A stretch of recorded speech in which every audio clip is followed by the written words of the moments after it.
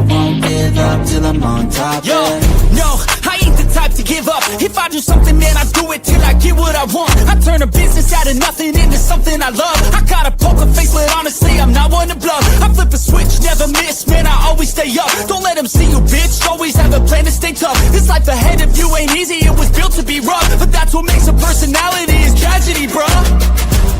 So keep your head on your shoulders. Now we ain't out here moving rocks, we out here moving boulders. Now we ain't getting posterized, we out here making posters. And we ain't got nothing to hide, we move forward like soldiers. You What up?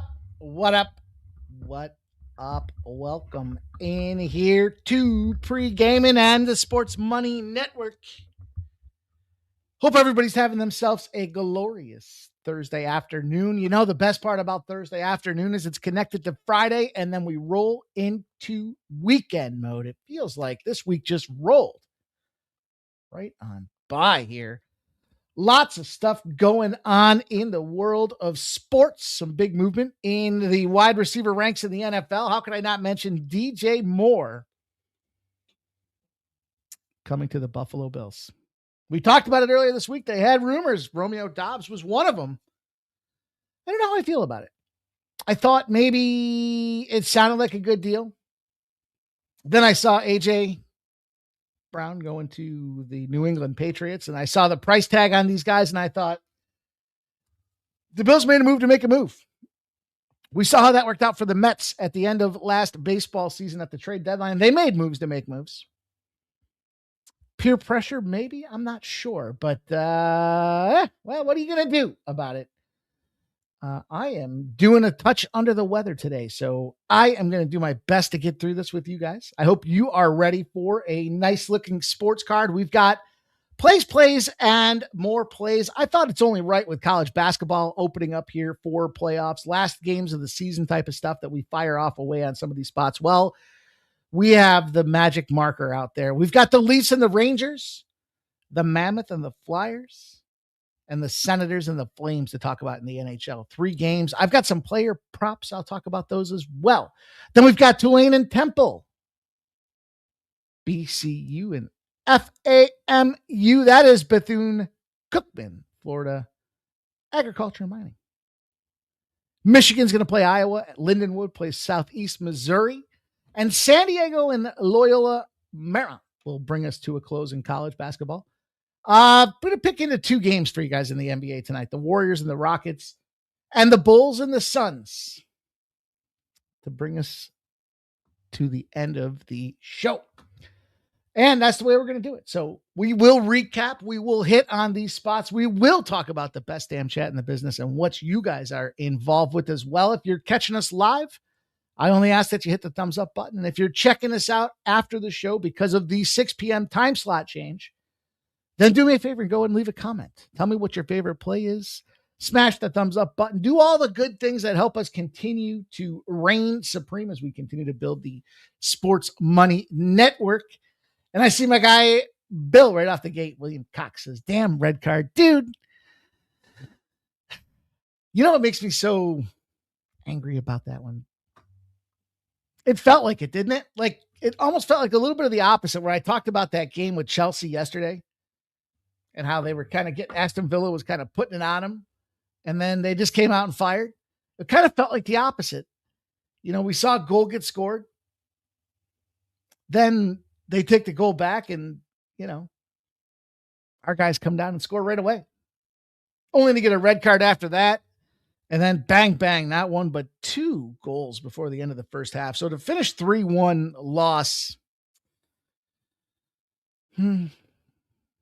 Shout out to Crystal Palace. Gets the job done. I was just very, very disgusted with the way that worked out there. Had a little traveling to do earlier today, so I was kind of listening a little bit here and there as I was driving back home, and just took the L. What can you say? Took the L. Now, listen, we're going to recap quickly. Then we will jump into the play card here for the evening. And I'll tell you, we opened up a wide net last night, and we generated about 1/4 of a unit. So we stayed in the battle, but it's not enough, right? I mean, that Jensen Brooksby tennis play I gave you guys, that cashed easy. And it was a 2-0 finish. So Depending on how you played that one, every way, shape, and form, it was a win for us out there. For Jensen Brooksby in the ATP Indian Wells, I'm going to dig into it and see about some more spots for the Indian Wells tournament. I don't know if you guys like to get down with tennis or not. I just like to win. I don't care what sport it happens to be.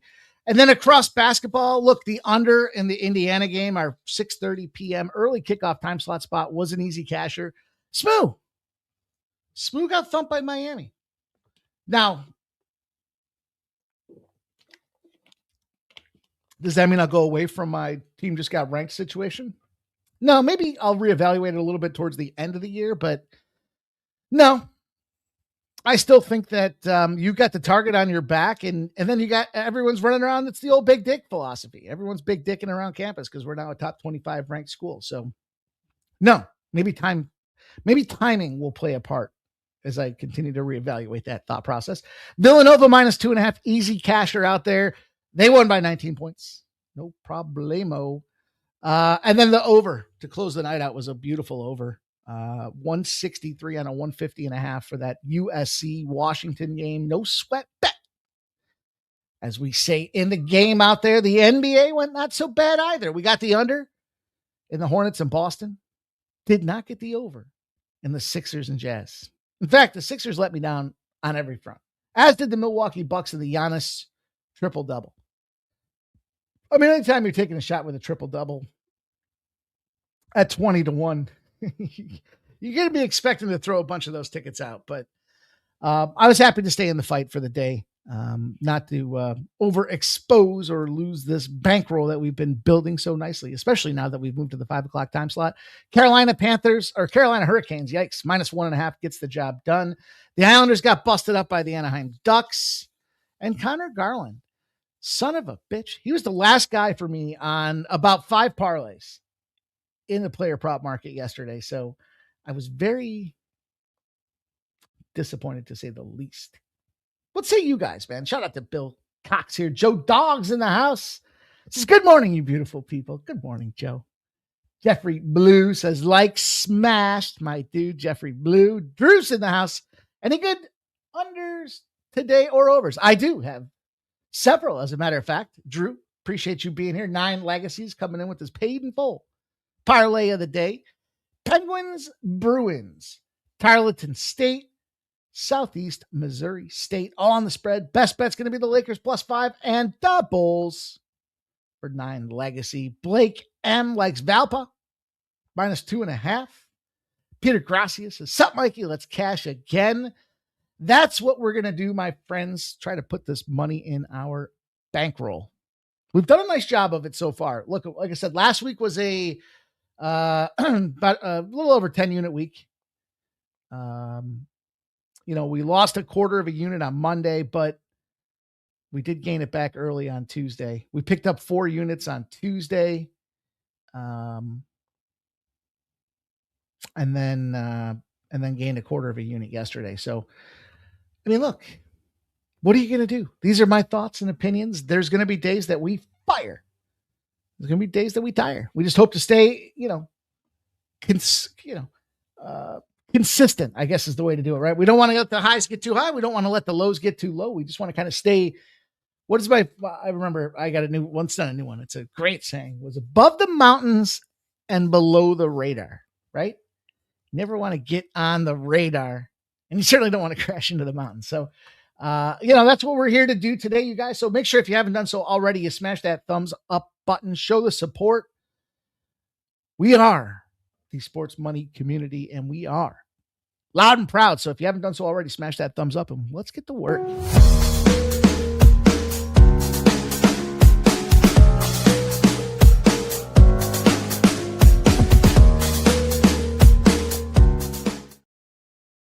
Okay.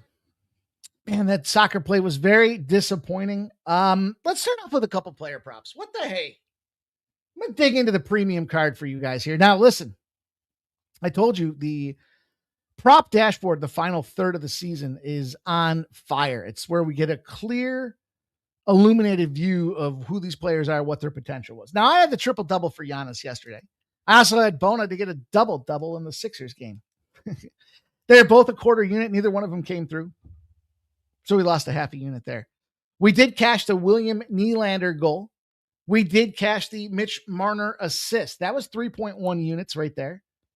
So if you follow the math, we're up 2.6. And then Connor Garland did not score a point last night, so we lost a unit there. So, look, it was 2 and 3, but we gained 1.6 units. That's continuing to stay steady Eddie, as they say, as we continue to try to just grind this thing out and build her on up. So why not talk about a couple player props for you guys this evening? It is goal scoring day in the NHL, so I think you got to be looking at overs. I'm going to tell you, sometimes I look at the card and I'm like, these are a lot of unders. Sometimes I look at the card, I think these are a lot of overs. Today feels like it's an over day. So I like these guys to score some goals right off the gate. I got to go Morgan Geekie for the Boston Bruins.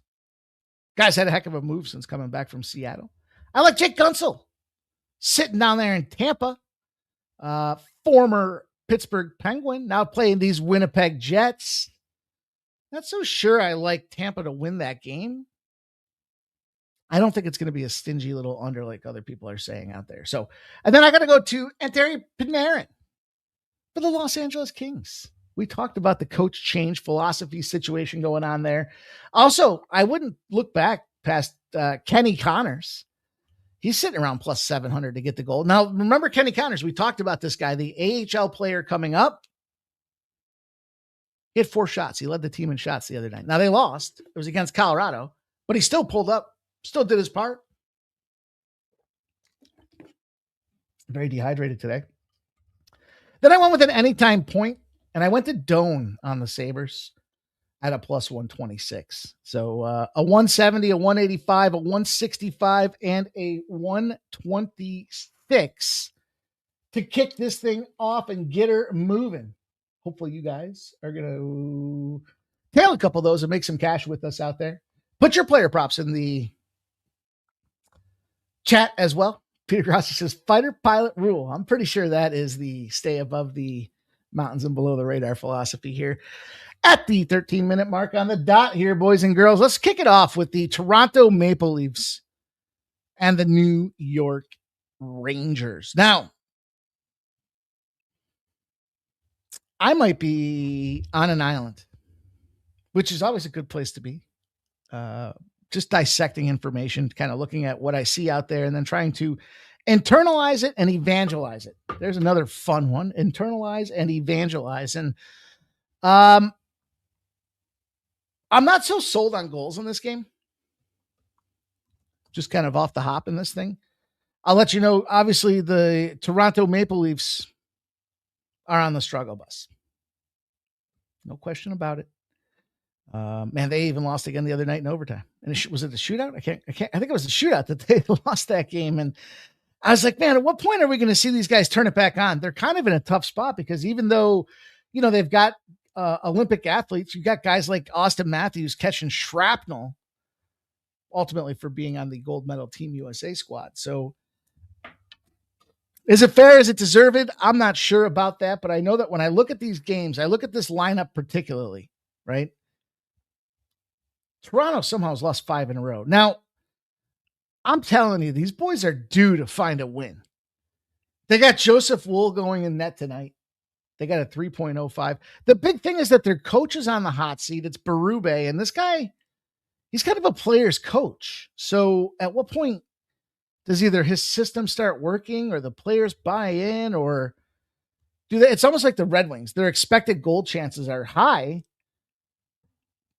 They're just not capitalizing. Now, we know that fading the Rangers at home has been a profitable thing, especially dogs on the road against the Rangers. You're 11-4 in those positions, but I'm not going to fade these Rangers right now. Shesterkin comes in. He had a disgustingly brutal game. He allowed 5 goals. They lost 5-4. They lost to the Columbus Blue Jackets of all teams, but the favorites against the tired conference opponents reign true. 319 and 131. And you want to fade the conference dog on the back-to-back against the rested favorite. So in that case, you get a 72% win rate over 13 years. Strong data. It makes a lot of sense with where we see these two teams, with the exception that my gut tells me sooner than later, we're going to see this Toronto Maple Leafs team switch gears a little bit. And so until then, I'm not buying it. Now, I did buy a Nylander goal last night. That was pretty. Some of you guys may be asking about the goal prop tonight.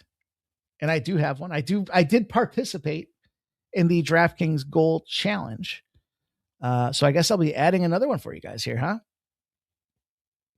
I unwrapped my NBA mystery boost. It's the same game parlay. That kind of stinks.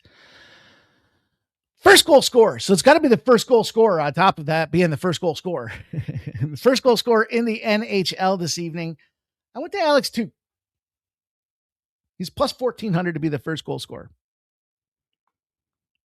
And we know Buffalo's been just absolutely on fire.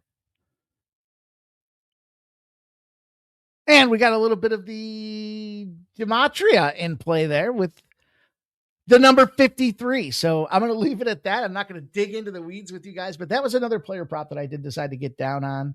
And I think we cashed. But official play for me when it comes to the side for this Rangers and Maple Leafs game is going to be the New York Rangers.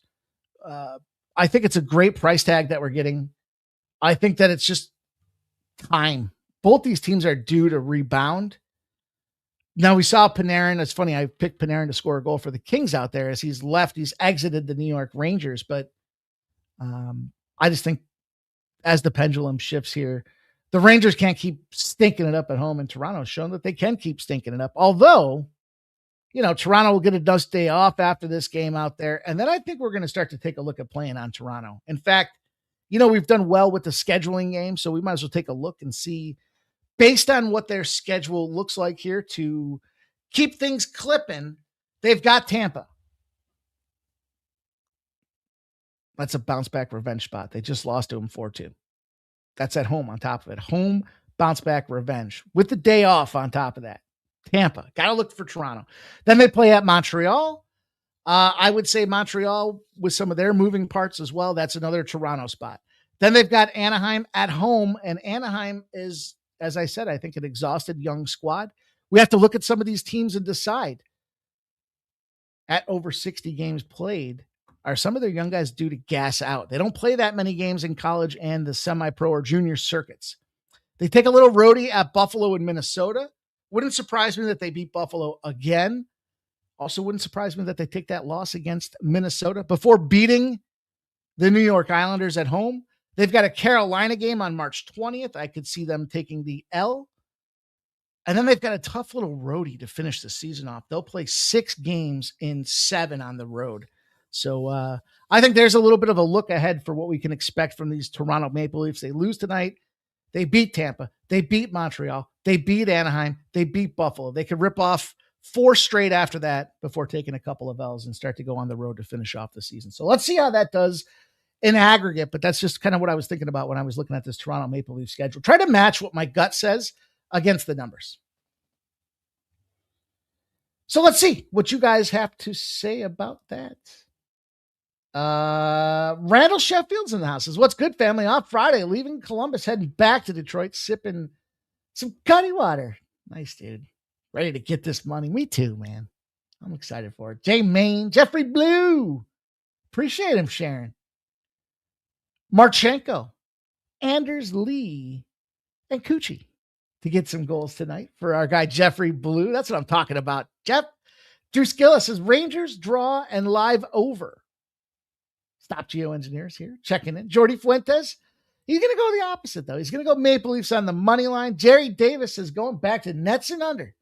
Immediate revenge work on shitbags. It does make me laugh out loud. Some of my favorite terminology, Jerry Davis. Appreciate you, man. Let's keep her moving, you guys. I was really happy with the pace of yesterday. Let's talk about the Utah Mammoth and the Philadelphia Flyers. I hope you guys that are tuning in post live show benefit from the bookmarks. Something that I've been trying to incorporate as we move forward. That being said, the Flyers, Danny Vladar and Vitek Vanacek will start for the Utah Mammoth. And this was a tricky game. Tricky in the sense that I like a side and a total. And I'm also trying to not let my gut overpower my thought process around how I said to you guys before, Utah Mammoth, I don't think they're loaded for bear. Now, they did just make an acquisition. Calgary Flame player. I like him. I don't know that he's going to be productive in the short term. It's going to take him a couple of days to figure it out. But it does tell me that if you're buying at the deadline, you obviously have some expectations on your squad here. And as far as expectations are concerned, I mean, look, they keep winning. Well, I don't say they keep winning. They're essentially structured as a 500 team at 32-29, but they did just catch a dub. But the Flyers have been playing some pretty good hockey since this is what the Flyers do. You guys have heard me. This is definition. Too stupid to know they should lose. Now, as I've become enlightened here in my couple of postseasons since developing that thought process about my Philadelphia Flyers, I recognize that they're professionals and they have character and integrity. So they're not just going to roll over and tank, although what a prize it would be to pick up. I mean, this draft looks pretty good. So just being in the top half of the draft seems like you're in good shape. But that being said, I mean, they've won 3 in a row. Home teams with 2 days rest. The roadies on a single day's rest are 9-1 in their last 10. So we do have the rest advantage.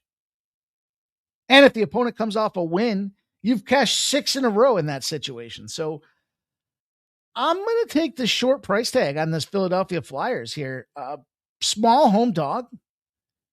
Now, Flyers unders against the Central Division in night games are 39-27. So they do pop quite a few unders.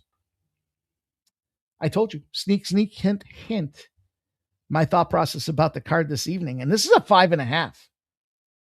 I like the 5.5 with the juice because, frankly, it feels like a 4-2, 5-2 type of final. And I think Philadelphia gets on top of it here. So not a homer pick, just a too stupid to know they should be losing situation.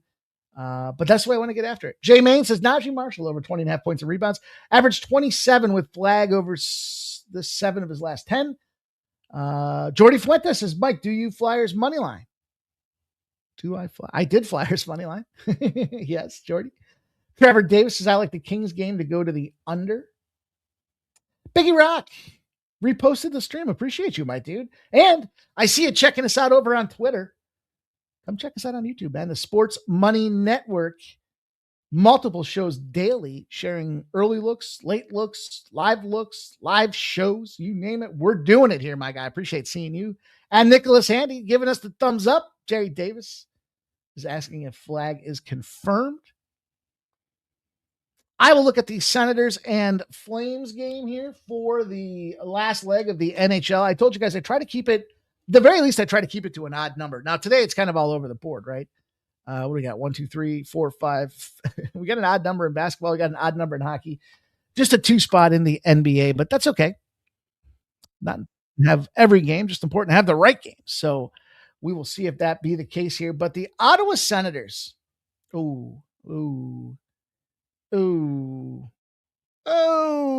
Breaking news.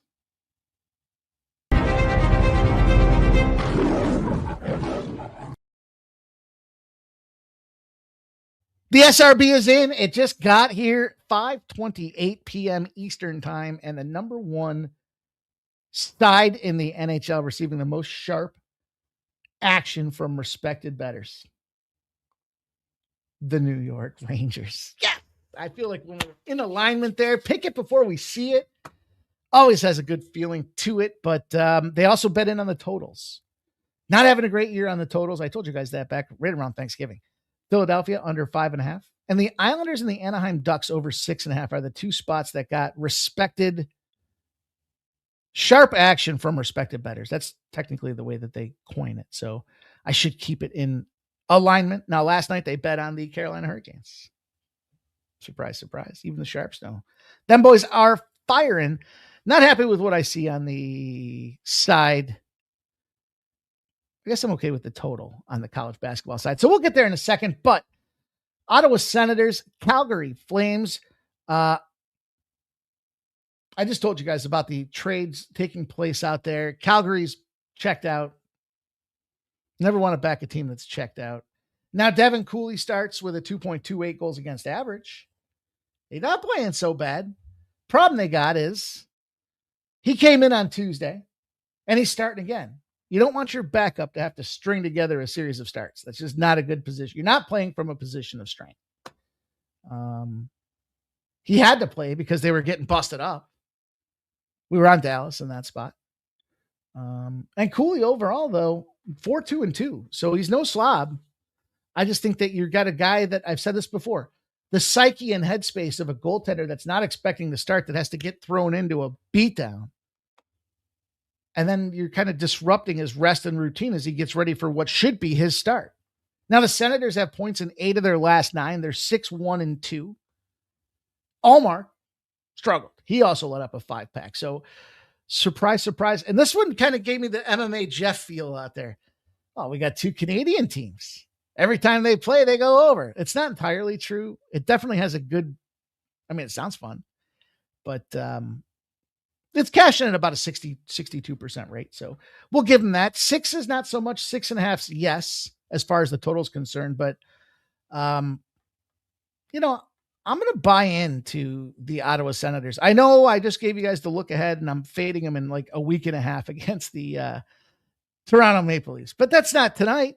There's a lot of things that can happen between now and then. Now, the problem you got is the price tag. So how do you attack it? Listen, you want to lay the juice. I can't argue with you. It's not a place that I want to be. The way I opted to attack this game was on the regulation side of things here. I'll take the 60-minute shot. I know we talked early in the season, kind of the cautionary tale there of regulation versus the -1s. But tonight, because I think we've got, Mackenzie Weegar gone. That's the player to be named later. He wasn't named later. He was named now. Going to the Utah Mammoth, who are in Philadelphia, by the way. They also have 2 defensemen. Their top 2 defensemen out. They've scored just 1.3 goals in their last 10 games at even strength. That's the 4th lowest in the NHL. And they've lost 7 of their last 10.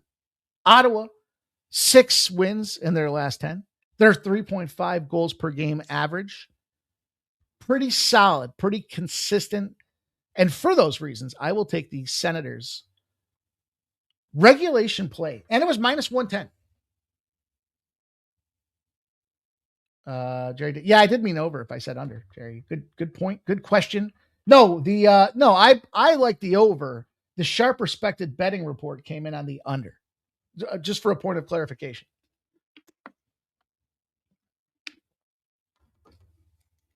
Yeah, that's very much a point of.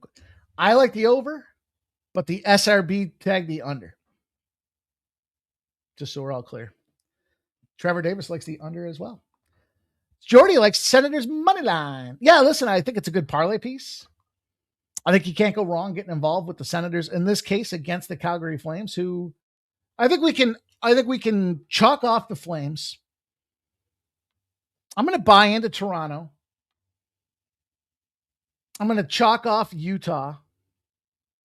I'm going to chalk off the Kraken.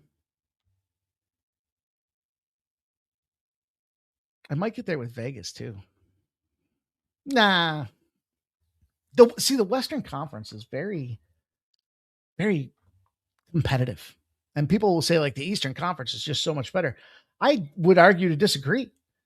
The Eastern Conference is top heavy, and that's why there's good spacing between the haves and the have-nots. But the West Coast, everybody's like within a couple of points of each other, and that just makes it a very tough conference to figure out who's coming out of there. So stay tuned for my Western Conference final picks, but I'm telling you some of the teams that I think you can sell on as they are showing us their sellers. Another team that said they're selling, the Nashville Predators. How about Periaco not wanting to go to the Buffalo Sabres? It's not cool. But how did that happen? That puts everybody in a compromising position. You said your GM said you're gone. You said no. Now what are they supposed to do? Resign you? I can't believe you said no. Why wouldn't you want to go to Buffalo? They're a contender right now, man. And everybody was jacked up. Here's the thing that surprises me. 2 things surprise me. Kiefer Sherwood getting signed with the San Jose Sharks. They were just saying they were trading him like 3 days ago. All of a sudden, I saw yesterday he signs a contract. I'm like, really? We're doing this now? And then on the flip side, Perriako's announced that he's going to Buffalo, and then they decide he doesn't want to go to Buffalo. And I'm not talking like we saw it with David Montgomery. I don't want to leave Detroit. And then next day he's in Houston. The fuck? But we will move to the hardwood, where we will talk about some college basketball games out there. And the first one, we got to look at Tulane and Temple. You guys know my thought process here. Now, some people will say Temple's in a buy low position. They're sitting 7-9 in the American. They're at home. I would say you're crazy. Temple stinks. I don't want any part of this Temple team right now. And I think that you're in a position where you can take advantage of the fact that they stink. Now, are the points getting a little bit inflated? Maybe. Fact is, you're still getting 4.5 on the Tulane side of things. I think the wrong team's favored. 42% of the bets and 75% of the cash buy in on Temple. No movement in the line. None. Zero. Zilch. With all that money coming in. I told you when we tried Temple, we tried to take him in a couple of spots, but man, they just inherently let us down. And so we've developed the F Temple model, with all due respect to any of the Temple alum, but they suck at home. They're 5-10. If they were decent anywhere, it's on the road at 6-6. They're 5-10 at home. And Tulane comes in 7-4 on the road. These are spread numbers, by the way. Temple's just continuing to take their losses. They did have a big cover at Florida Atlantic. It was the hook. So let's pump our brakes. They were dogs and they won by the hook. Tulane's coming in off of back-to-back losses. They just got boat raced by South Florida, 90-62. Now, with all that being said, they did allow Tulsa to score 90 points as well. So it seems to me, now, I'm looking at their last 5 games. I don't want to have overreaction Oscar here, but UAB's an over team. They went into UAB where they were a dog of 6.5 points, and UAB should have just gone out there and splashed all over the place. Instead, Tulane won by a point outright on the road against an over team, and the final score was 55-54. Then they play at North Texas. So back-to-back roadies. North Texas is one of them squirrely little shitbags that hangs around, right? Talk about it all the time, whether it be football or basketball. What are they doing?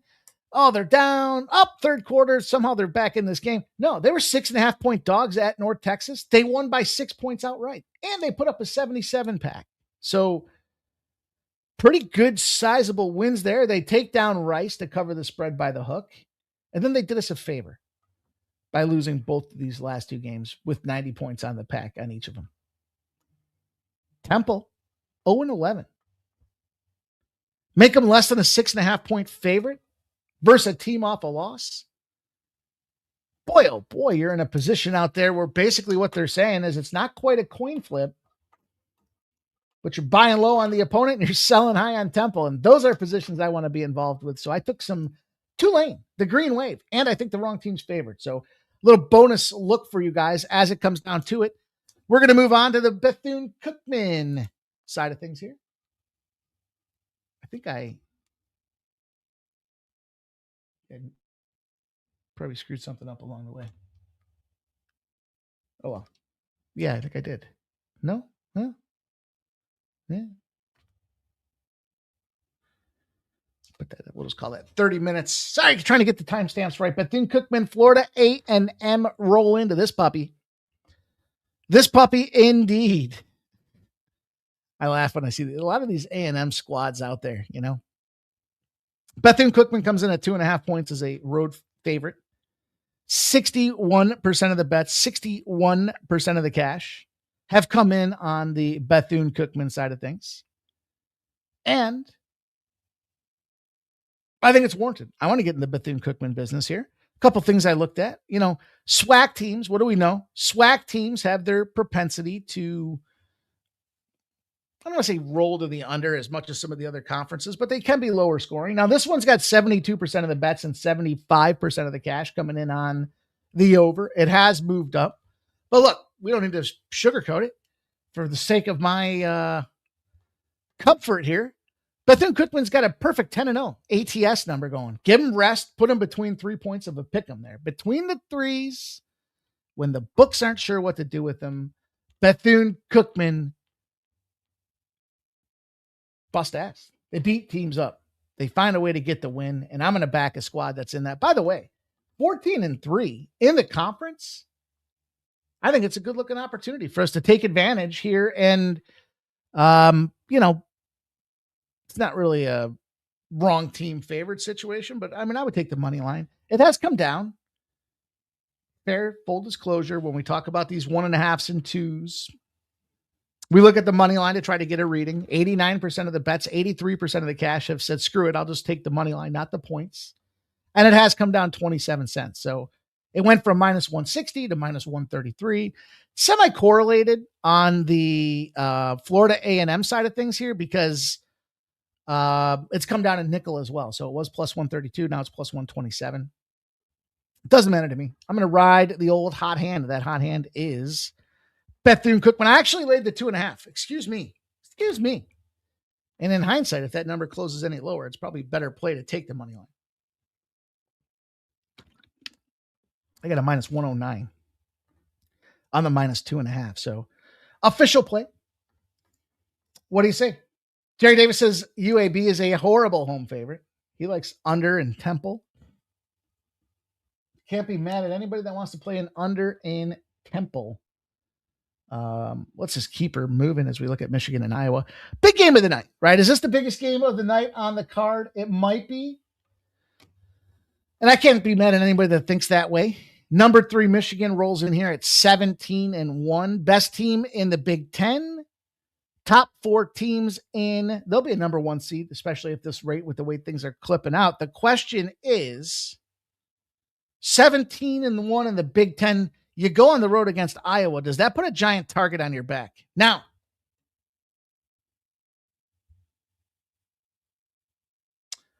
their last game of the season will be at home against Michigan State on Saturday. No, I'm sorry, Sunday, excuse me. Woo. I don't know if it matters, but it's Sunday. So, tricky, trappy little spot. They just beat up, they busted up Illinois, 84-70. That score doesn't even do it justice. Should have been 100-50. A number 10 team in Illinois. They showed struggle. It was against number 3 Duke. They fired back in conference against Minnesota, Illinois. Now they got Iowa. Is there any reason to believe that they can't go out there and just dominate this Iowa Hawkeyes team? The only challenge that they would have, in my opinion, is if them Hawkeyes can somehow find a way to get that 3-point going in, right? We've been pretty good talking about some of these 3-pointers and what that looks like overall. The problem is Michigan puts up 89 points a game. They shoot over 51% from the field. Defensively, if Iowa's in this game, they got to keep it tight, and they allow 65 points a game. So you want to slow the possessions down. Keep it in a half-court situation. But, boy, you just don't have... So you don't have a lot of room for error. I'll talk about error in regards to turnovers right now. There is a slight turnover edge that sits on the Iowa side of things here. They force 13.3 turnovers a game. They like to steal the ball. Michigan averages 12 turnovers a game. So it does suggest Iowa might be able to get a couple extra buckets. Is that enough, though? I mean, it is senior night, so I give them a little boost in that side of the house as well. But the Wolverines, I mean, they're scoring 90 and they're allowing 68. That's a bad recipe, and they keep their opponents down to 38% from the field. So I got to look at this Michigan side of things and say, you know what? I'm going to lay it. I think it's a juicy number, but I'm not scared. I mean, going in on the road in Big Ten on senior night certainly is an ugly proposition, but I think they're capable of handling business. I think they can handle their own here. I think they can go out there and win this game by 14, 15 points. By the way, Iowa, they're 0-16 ATS. When you put them in the dog roll, less than 11.5 points. If the team they're playing allows less than 37% shooting. So I just told you guys about how that stacks up. I don't know. I like this. I like the squad. I like the spot. I like this opportunity for Michigan. It's a beefy number, but I'm not scared. Go into senior night and wreck their nights. Have some fun while you're doing it. Lindenwood and Southeast Missouri is the last spot I've got for you guys on the college hoops card. I told you, try to pick a few more games just because of, I guess, the fact that we're running out of games. Just full disclosure. We want to try to, pound the books in the spots where we think we have the edge. And now I think with this time of year, with the programs to some degree the way they are, I think this is a good spot for us. I think I got one more, don't I? Yeah, I do have one more. Excuse me. Let me just keep this one brief. I think Southeast Missouri is the stronger team, better team in the conference, and I think they go out there and handle business. And I think you got to look at this one here as, again, from a points perspective, and think you're kind of getting a little bit of a discount. Where the hell is this game? Let me look at the cash flow splits.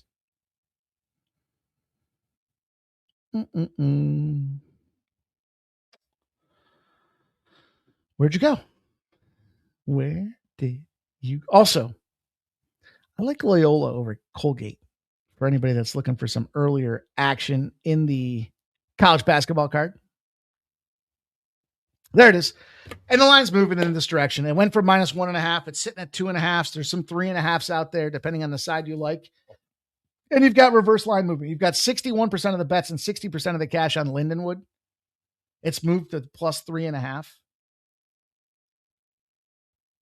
Then you look at it overall and you think, well, sometimes the unders kind of reign true, especially, this conference can get a little light on the scoring side of things here. But if the edge exists for Lindenwood, it would be the fact that Southeast Missouri is only 5-7 against the spread at home. But Lindenwood's 6-10 on the road. So look, 4-1 in their last 5. When they win, they cover. This is a light number to begin with here. I'll just take some Southeast Missouri. Let's see how I -1.5 is the number that I put out there for Southeast Missouri. And then the last game on the card for me in college hoops, boys and girls, 5-packer here this evening in college basketball. But I looked at San Diego, Loyola Marymount. I'm glad I did too, because I had this perception. I know there's like 52 San Diego teams, and Ramon Scott does a really good job of letting me know every time a San Diego anything is involved in anything.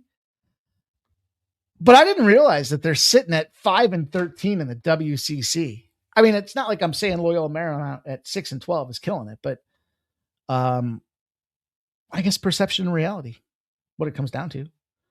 Didn't think it, took a look at it, saw it. I guess I'm not really surprised. I like the over. Western Conference overs when they're playing in the conference are 319 and 250. Huge sample size. No defense available. 2 shit teams playing against each other to battle it out and close our card and put some points on the board. This feels to me, it's almost the same look as last night's profile with USC and Washington. And that thing sailed over the number. I think we see the same thing here with San Diego and Loyola Marymount to bring us home. Bringing us home in college basketball. We'll move into the NBA really quick here, you guys. We'll keep a brisk pace. I like the tempo. I like the timing that we've got going on right now. Let's see what you guys have to say. Let's see. Peter Gracia says Flyers +1.5 over 5.5 parlay. I get that. I don't think you need the +1.5, but I get that. It's +160. I like it. Let's see. Let's catch up. Jerry Davis likes the under in Temple. UAB, a horrible home favorite. Jerry Davis on FAMU. Motivation disparity. All right. Redbeard's in the house. A sneaky Iowa money line spot. Jesus. Red beer. Jerry Davis likes Iowa first half +6. And Jerry Davis asking Loyola money line, ?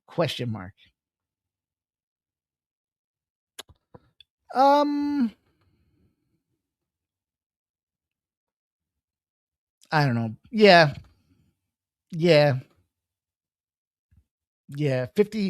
62% of the bets, 49% of the cash came in on the Loyola Marymount side of things. It has not moved. Actually, looks like it's going to go down to a 5. And the money lines come way down. 97% of the bets and 99% of the cash took Loyola Marymount. -250, dropped it to -212. The totals come down 3 points from 147.5 to 144.5, with 54% of the bets and 55% of the cash on the over. It's reverse line movement there as well. So I'm going to buy into the fact that we're catching it at a discount. I'm going to look at Golden State and the Houston Rockets. We know somebody said the Rockets were a rocket at one point, and I was like, man, it seems like I cash a lot of unders in this game. And I'm going back to it. Now you got a huge bloated line. Golden State 8.5s have moved to 9.5s. 60% of the bets, 59% of the cash are coming in on the Houston Rockets. So, check the box. That's correlated movement in the Rockets direction. Then you look at the total. It's gone down from 217.5. I mean, there's 214.5s with some juice, or there's 213.5s, depending on the side that you're looking to play. And I'm looking to get involved with this under.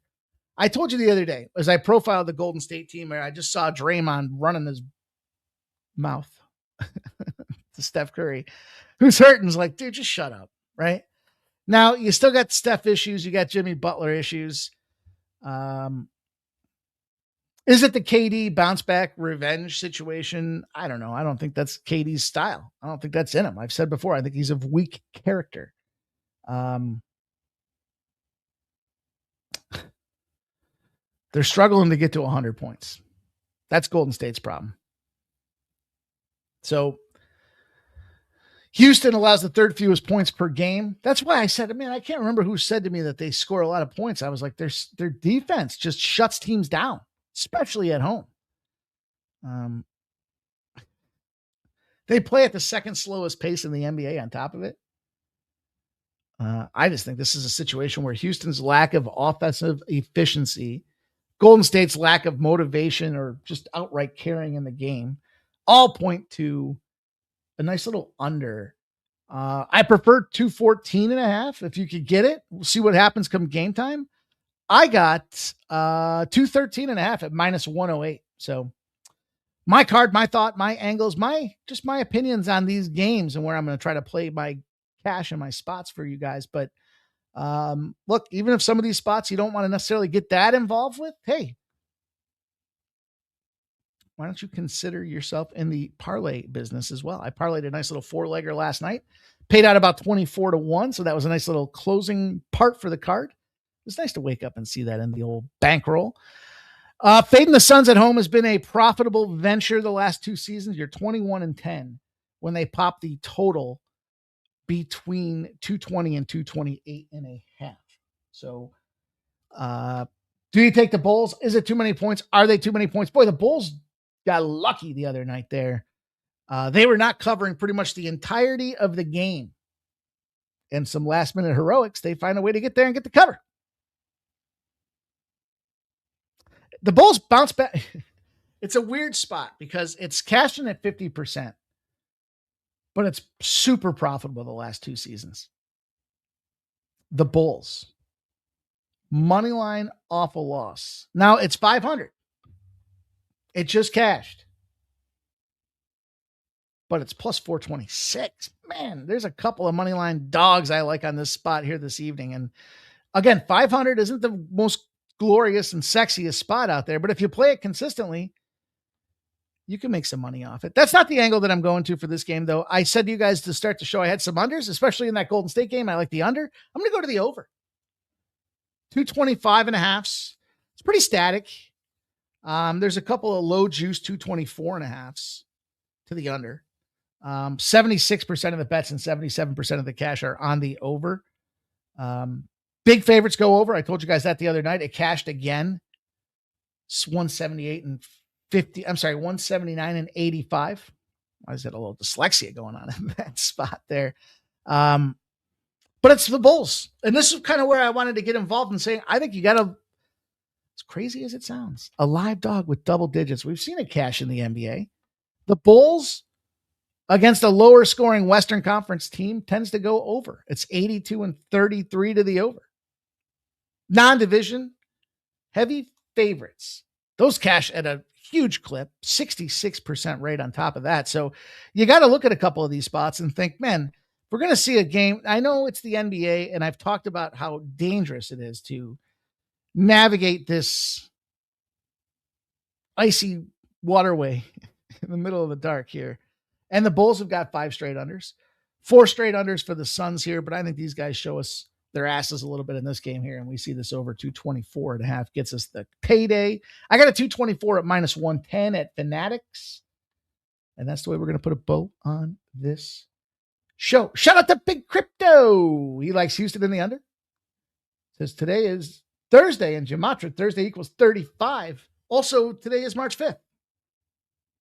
Big Crypto. Also, 3-5 goals in the NHL, I believe, equals 35. I've been looking a little bit, my dude. I like the Sacramento Kings with the points tonight. I kind of like that too. Nunya, I'm just trying to see better, my dude. Second day in a row, you're making some smart ass comments about it, but that's okay. Big Crypto says, I do like the under and the San Antonio Detroit Pistons game tonight. Gary Davis says, Warriors off my book. I wonder what's going on in that game. Well, that's it, you guys. Thank you guys all for being a part of this evening's show. I hope we catch some victories here. I forgot to move the slide, boys. I'm sorry. It's my fault. But I'm excited. I'm excited to see what we have here. Thursday's connected to Friday. Friday rolls us into the weekend. We've got golf plays, tennis plays. We'll get UFC plays. We'll get NASCAR plays. You name it. We're betting. By the way, I'll shout out Winnable last night here, boys. The first game of the World Baseball Classic came in. We're 1-0. We had the under. It wasn't easy. Nanya, I got you. 1-0. Under 3.5 was even money. So I appreciate all you guys. Even you, Nanya. Thanks. I hope you guys all have a great night, man. Thank you for being here. Redbeard says World Baseball plays start tomorrow for him. There's another game tonight, right? 10:30. See if I can't find a play for everybody out there. Maybe I'll even give it out. I'll tell you what, if we can get this show up to 50 likes here, the game starts at, let me look. I think it's 10 o'clock, isn't it? Was it in like Iran or on the border of Iran and Israel? I'm not sure. I'd bring your fucking umbrella. It might be raining. That being said, though, I can't find it right now. I'll find it. I'll put a note out there. I'll let you guys know. Get this thing at 50, man. Hit 50 likes for us, and I'll share a free play for the WBC and see if we can go 2-0. Shout out to Peter Gracia, Jordy Fuentes, Redbeard. There's my guy, Nunya. Jerry Davis, Big Crypto. Thank you guys for checking in with us this evening, man. That means a lot. Jerry Davis sharing a ton of action. Trevor Davis, Jay Main. Appreciate everybody here. Biggie Rock, Nicholas Handy. Appreciate you guys. Thank you for being here. Stop Geo Engineering, Drew Filosa, Randall Sheffield. All you guys that check in late, Blake M, I know, 9 Legacy. I know you guys got things going on and you catch the replay. So thank you guys for doing that as well. William Cox, Joe Dog, Jeffrey Blue. I think I hit you all, man. Shout out to all you guys. Thank you again. Have a great night. Leave some feedback post-show. Tell me what you're on. Sides, totals, Taylor.